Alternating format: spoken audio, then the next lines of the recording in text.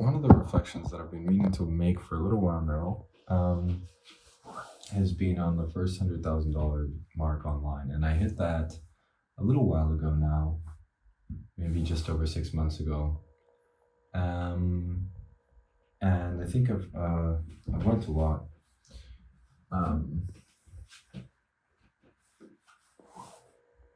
I think the big thing that I learned was like one of the biggest lessons in the journey overall has just been that of like longevity and how like I've reached that milestone, but it's been years of trying other stuff, and the only real time I made progress was when I stopped chasing trends and hot things. Like I tried the drop shipping thing, I tried building a tech company. Like all of those things are really easy to jump on, but all of them can work, but they all take a long time. And until I kind of focused and decided that I'd be willing to stick through the pain, then that's when I started making progress. And even then, it took a while because there's a lot of lessons to learn. And to be honest, the number of times that I questioned everything I was doing was huge. And I think that was a big learning. It's like, you will question it. And if you are questioning what you're doing right now, just know that that is part of the process. And you cannot pivot every time you question yourself. And that's, I think, a note to self that I make sometimes. And the other thing is you can design, like, you don't need, you can design a big part of the life that you basically can get a really long way without, I mean, I hit the 100K mark, and I had already basically set up a life that I was very much enjoying. And I think that has also been a really big thing. It's like, there's nothing in the world that I would trade for what I'm doing right now, even though I don't run a huge business. Like, I'm running some rink-a-dink agency. You look at businesses that do 100,000 a day, and I'm definitely not near there. But the fact that I wouldn't trade my day-to-day for pretty much anything. Like, sure, there are days that suck. And if you look at the other reflections, there are plenty of days where I'm eating shit, and that happens. And so, nothing is all good. But in the big picture, there's nothing I would trade it for. And the amount of satisfaction that I get from having my business is genuinely huge. And I'm not talking about satisfaction because I can pay for myself to have a nice dinner.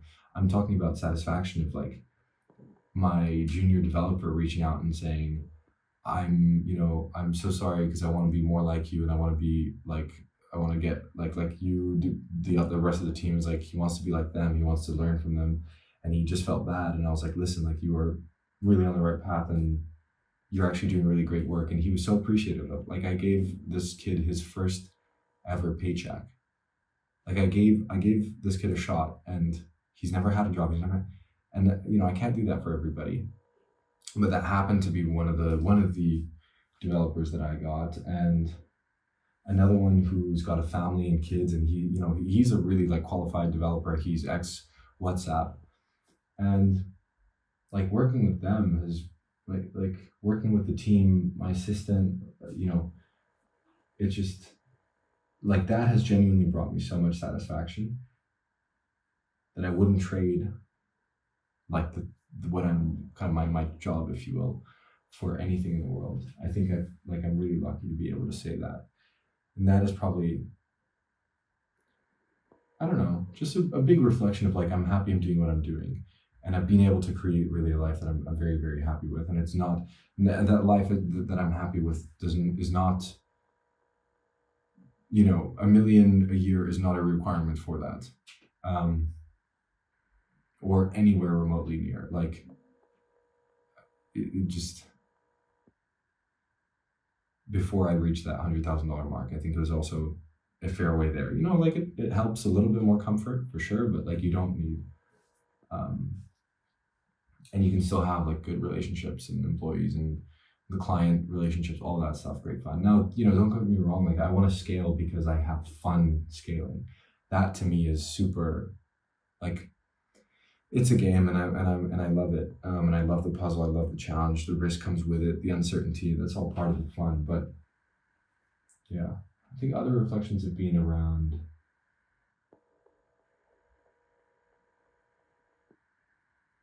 um, the a lot of thinking. Just like I think I've been through a lot of cycles. Every 3 to 6 months or so, I look at my work and I'm like, I have some breakthrough realization, and I'm like, oh, I'm such a fool.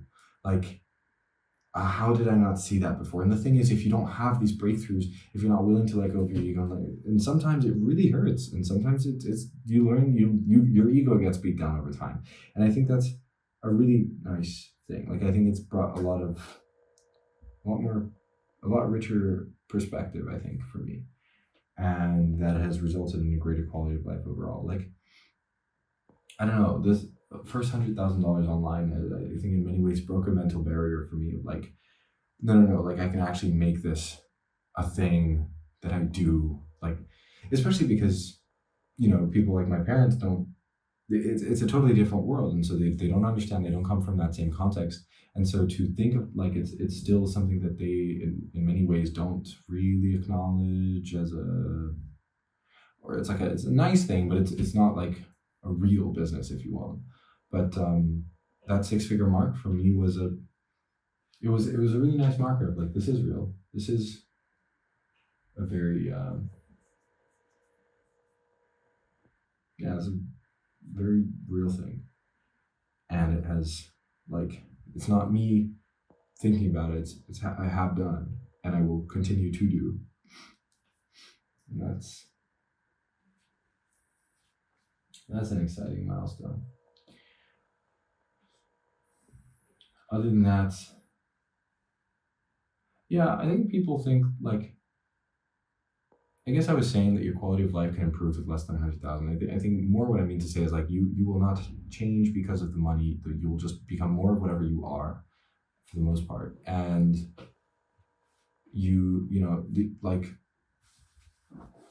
the things that changed were that I just invested more in the business, and but 100,000 is the point where you can start to invest. I'm grabbing a place in London. I'm traveling a lot more. These things are definitely an upgrade, and I will say that does come with like just being able to make a little bit more.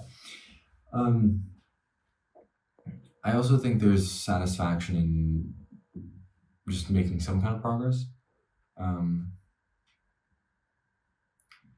Yeah, like I'm curious about, like, when I look back at the first $100,000 I made online, what are the thoughts that I will have?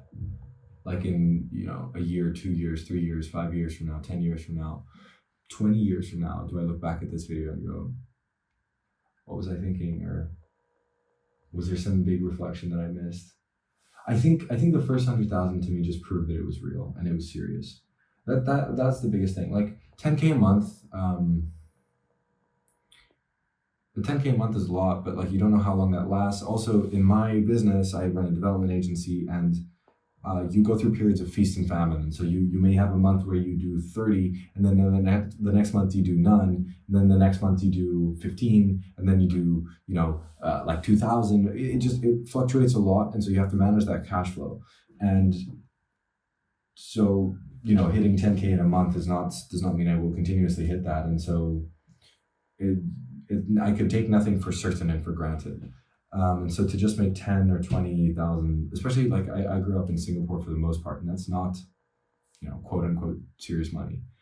And I think to hit the six-figure mark was really, it feels like a step, even though like I think it's this mental barrier that you transcend, and that may be at a different number for different people, but it's definitely a nice feeling.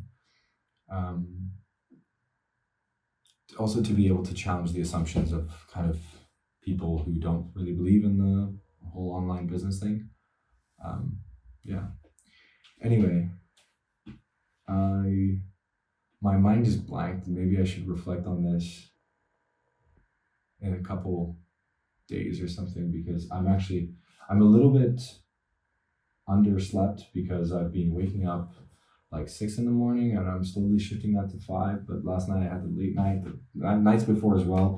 And so, long story short, I've been sleeping about 6 hours a night, and that means I'm operating like I can produce well, but like deeper thinking and reflections maybe not so well. And so I typically like to be closer to 8 hours. Like I find that works for me very, very well. So I'm a bit of a sleep junkie, and I will try and optimize for that.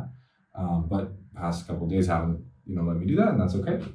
But I think that also makes it harder for me to reflect and think things completely through. But yeah, I think I just have to get back to work at this point.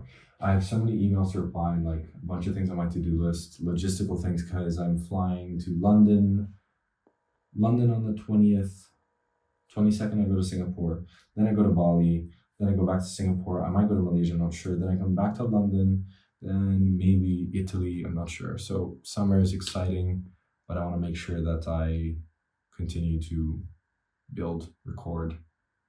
Also, I might get a camera. This is an exciting change, which I'm not sure how I would do it, to be honest.